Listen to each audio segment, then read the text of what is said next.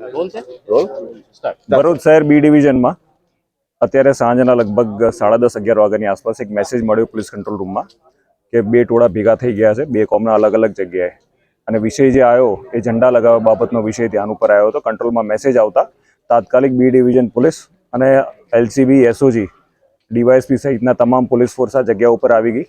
આ જગ્યા ઉપર પહેલા ટોળાને વિખેરવામાં આવ્યા. હાલ શાંતિ છે. અહીંયા ગુનો દાખલ કરવાની પ્રક્રિયા ચાલુ છે. જે બનાવે આ ગુનો બની રહ્યો છે એ સંદર્ભે હાલ કાર્યવાહી પોલીસ સ્ટેશનમાં ચાલુ છે.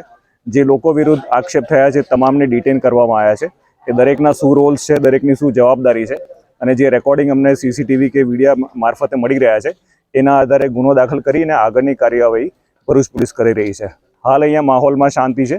તમામ લોકોને વિનંતી છે કે કોઈ પણ જગ્યાએ કોઈ પણ ઉશ્કેરણીજનક કોઈ ભડકાવે એમાં ભડકાવવું નહીં, અને કોઈ પણ વિષય ધ્યાન ઉપર આવે તો પોલીસને તાત્કાલિક જાણ કરવી.